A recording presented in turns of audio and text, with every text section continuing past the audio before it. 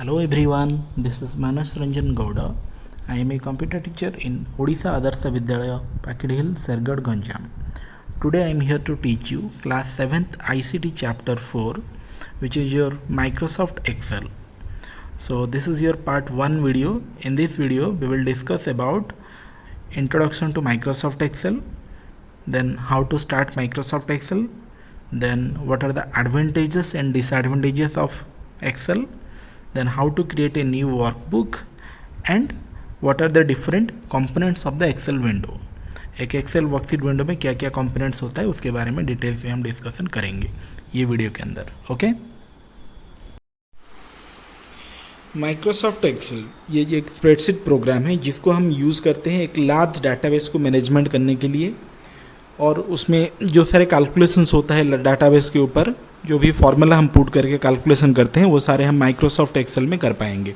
जैसे कि school, college, office, सभी का बड़े बड़े जो डाटाबेस होते हैं, स्टूडेंट डाटाबेस हो, एम्प्लॉय डाटाबेस हो, ये जो बड़े बड़े डाटाबेस होते हैं उसको हम कैसे मैनिपुलेट करेंगे, उसके ऊपर कैसे कैलकुलेशन करेंगे, वो सारे डाटाबेस को कैसे हम मैनेज करके स्टोर करके अच्छी तरह से रख पाएंगे. ओके, तो ये सारे काम करने के लिए हमें एक्सेल का यूज़ करते हैं. जैसे कि हम स्कूल में जो स्टूडेंट का डाटाबेस होता है, एक स्कूल के अंदर 400-500 स्टूडेंट्स होते हैं, उनका जो डाटाबेस, उनका name, address, roll number, parents name, details information, personal information जो भी रखा जाता है वो सभी को हम एक्सेल में रिप्रेजेंट करके रखते हैं, और उसको हम सॉर्टिंग कर पाते हैं, फिल्टरिंग कर पाते हैं. ओके, ये उसमें जो भी कैलकुलेशंस होता है वो सारे कैलकुलेशन हम उसके अंदर कर पाते हैं. जैसे कि स्कूल में अलग अलग डिपार्टमेंट होता है, लाइब्रेरी, स्पोर्ट्स, ओके, हॉस्टल, ये सभी अलग अलग जगह पे अलग अलग ग्रुप ऑफ इंफॉर्मेशन स्टूडेंट का रखा जाता है. वो सभी को हम एम एक्स एक्सेल में रिप्रेजेंट कर पाएंगे, और उसमें जो भी मैनिपुलेशंस होगा, जो भी कैलकुलेशंस होगा, हम इसमें कर पाएंगे. ओके, सो ये चैप्टर के अंदर हम पढ़ेंगे एक वर्कशीट कैसे क्रिएट किया जाता है, उसको कैसे डिलीट किया जाता है, सेल के अंदर कैसे फॉर्मेटिंग्स होता है, और एक्सेल वर्कबुक में क्या क्या कंपोनेंट्स है उसमें कैसे फॉर्मेटिंग्स होता है, कैसे नंबर फॉर्मेटिंग, टेक्स्ट फॉर्मेटिंग सभी करते हैं, कैसे फंक्शन या फार्मूला हम यूज़ करते हैं एक्सेल के अंदर, पिक्चर कैसे इंसर्ट किया जाता है, और एक डाटाबेस को लेके हम एक चार्ट कैसे बना पाएंगे, कैसे ग्राफ बना पाएंगे, वो इस चैप्टर के अंदर हम देखेंगे. जैसे कि हमने पढ़ा था प्रीवियसली, जो MS वर्ड या नोटपैड हम पढ़े थे 6th क्लास में, वो सभी फाइल का जो एक्सटेंशन नेम होता है, सिमिलरली माइक्रोसॉफ्ट एक्सेल का भी एक एक्सटेंशन नेम है जो कि .xlsx, जैसे हमने वर्ड में पढ़ा था .docx वर्ड फाइल का extension name, similarly Excel file का ये एक्सटेंशन नेम है. ओके,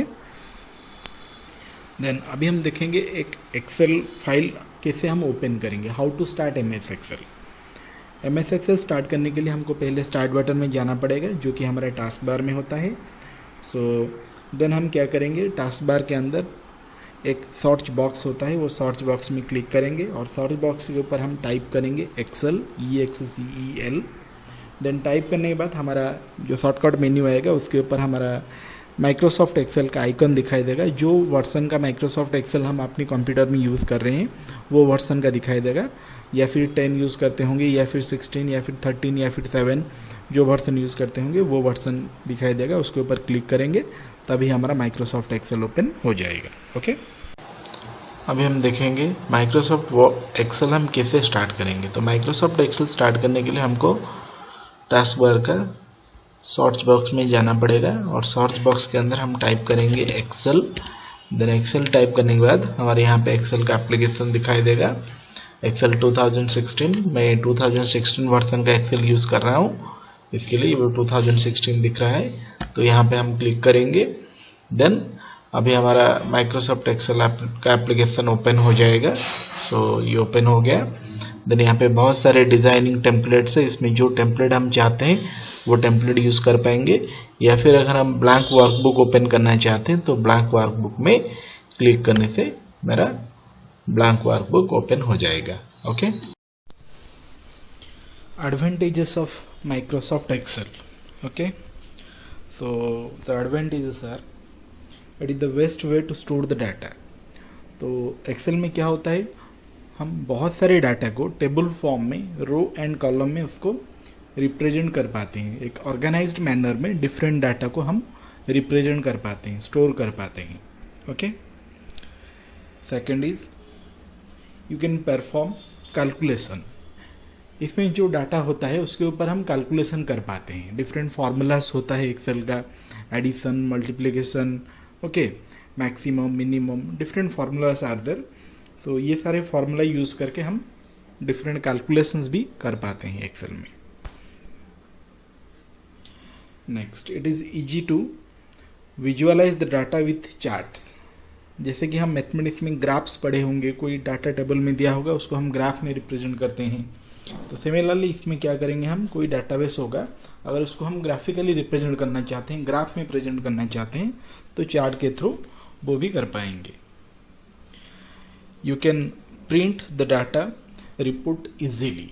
तो इसमें हम कोई भी रिपोर्ट को हम पेज फॉर्मेट में इजीली उसको प्रिंट भी कर पाएंगे। Next, you can sort and filter the data in a huge database. तो अगर एक बड़ा सा डाटाबेस होगा तो हम उसको असेंडिंग और डिसेंडिंग ऑर्डर में सभी डाटा को अरेंज भी कर पाएंगे। अगर उसमें से कुछ स्पेसिफिक नंबर ऑफ डाटा हमको चाहिए वो एक ह्यूज डाटाबेस से, तो उसको फिल्टर भी करके हम वो लिमिटेड डाटा को हम यहाँ पे एक्सेस भी कर पाएंगे। देन डिसएडवांटेजेस, तो वो सारे हो गए एडवांटेजेस। अभी हम देखेंगे क्या क्या डिसएडवांटेजेस है। Lack of control and security, तो डाटा के ऊपर कोई कंट्रोल नहीं होता है यहाँ पे, इसमें सिक्योरिटी हम दे नहीं सकते हैं। Okay, then entering the data into Excel manually can takes a very long times if you have a lot of data to enter. अगर हमको बहुत सारे डाटा इनपुट करना हो तो हम नॉर्मली ही इनपुट करेंगे, मैनुअली हम कंप्लीट डाटा को टाइप करना पड़ेगा जिसमें बहुत टाइम जाएगा। तो ये एक डिसएडवांटेजेस है। ओके, नेक्स्ट हम देखेंगे how to create a new worksheet. एक वर्कशीट कैसे क्रिएट किया जाता है। तो वर्कशीट क्रिएट करने के लिए हमको पहले क्या करना पड़ेगा, फाइल टैब में जाएंगे, फाइल टैब में क्लिक करेंगे। देन उसके बाद फाइल टैब में हमारा एक न्यू ऑप्शन होता है, वो न्यू ऑप्शन में क्लिक करेंगे।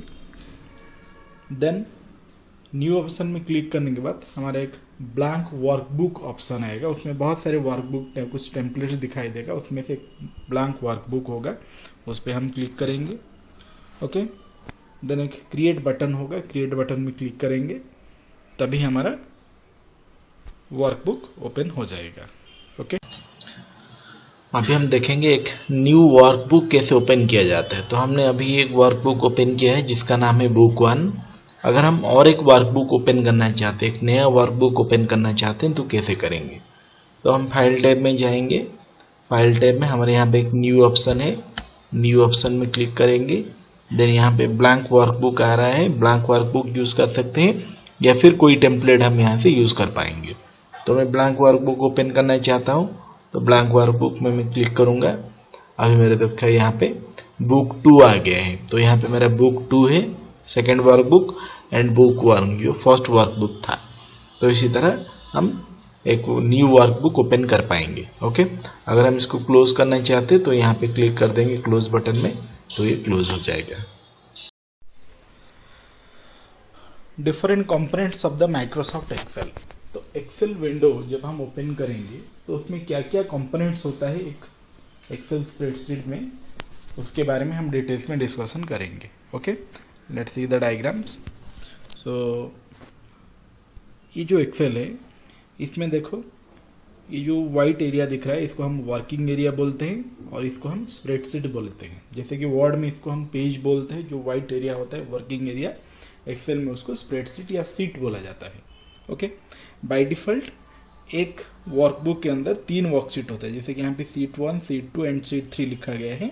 तो बाय डिफ़ॉल्ट 3 वर्कशीट होता है वर्ड में, जिसको हम पेज बोलते हैं, एक्सेल में उसको सीट या स्प्रेडशीट बोला जाता है।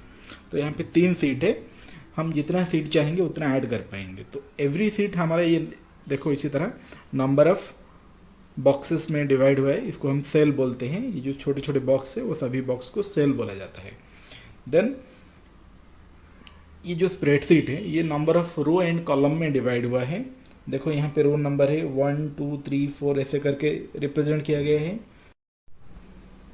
तो ये जो होता है लेफ्ट टू राइट एक हॉरिजॉन्टली जो ग्रुप ऑफ सेल होते हैं अप टू एंड तक, लेफ्ट टू राइट तक, उसको बोला जाता है रो।